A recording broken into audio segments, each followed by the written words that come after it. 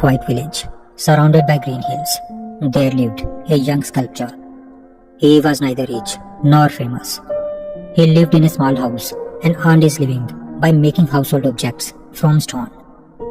But he carried a great dream in his heart. He wanted to create something so beautiful that it would be adored by everyone. One day, the village priest came to meet him. A grand temple was being built in the village. The temple had been completed. However, one important thing was still missing: a beautiful statue for the temple.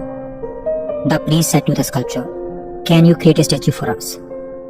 The sculptor's eyes lit up. This was the opportunity he had been waiting for all his life. He immediately accepted the offer and said, "Sir, please give me a little time. I will find the right stone and create a statue suitable for the temple." Early the next morning, the sculptor packed his tools and entered a dense forest. He examined many stones, but some were too small, some were weak, and some were cracked. After several hours, he reached an old banyan tree. Beneath it lay a large white stone. He brushed the leaves away and examined it carefully. He tapped its surface gently and listened to the sound. His face brightened. "This stone is strong," he whispered. "A beautiful statue could be hidden inside it." He placed his chisel against the stone and struck it with his hammer. At once, a frightened voice cried, "Stop! Please do not hit me. It hurts terribly." The sculptor stepped back in surprise. He said, "I am not trying to destroy you. I want to shape you into a statue. The process will hurt, but the pain will not last forever." But the stone refused. "I do not want to suffer pain. Please leave me." The sculptor felt disappointed. He lowered his tools and said to himself, "I cannot shape a stone that refuses to be shaped." He kept searching for a suitable stone for hours.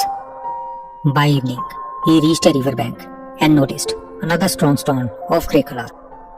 It was rough and partly covered with mud. "This stone may look ordinary," he whispered, "but something beautiful can be carved out of it." He struck the stone. A sharp pain passed through it, but it remained silent.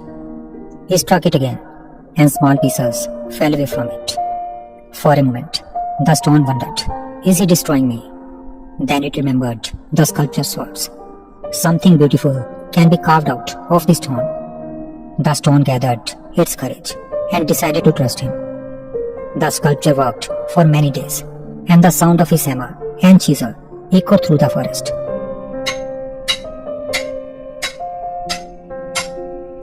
The stone was cut, scraped, shaped, and polished.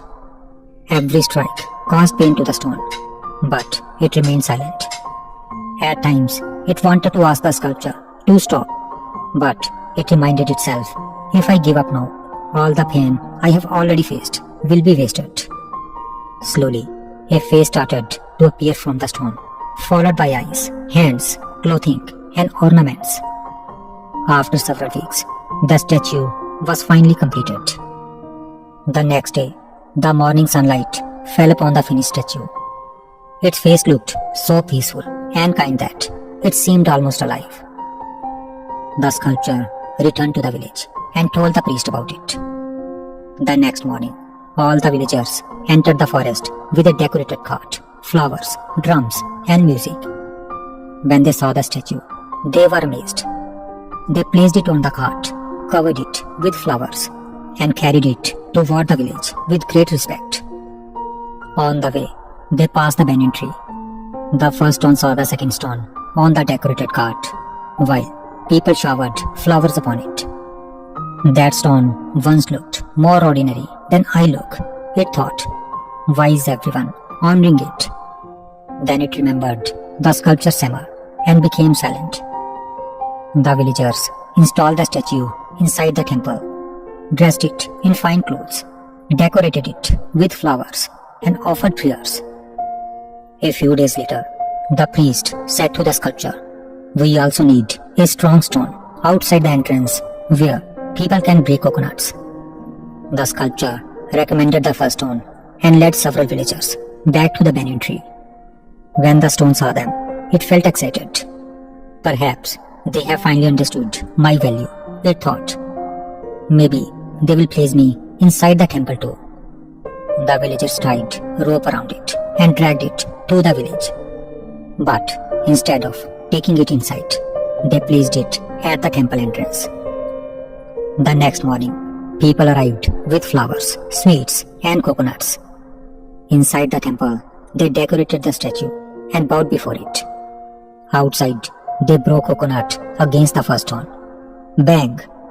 The stone cried in pain. Before it could recover, another coconut struck it, and then another. This continued every day. Weeks passed. The statue inside received flowers and respect, while the stone outside received painful blows. One quiet night, the stone outside spoke sadly. My friend, why is life so unfair? We both came from the same forest. People honor you, but they strike me every day. Why was I given such a painful life? The statue replied, our futures were not decided by luck. Do you remember when the sculpture found you? Yes, said the stone, but his blow was painful. I know, replied the statue. His blows hurt me too. I was struck thousands of times.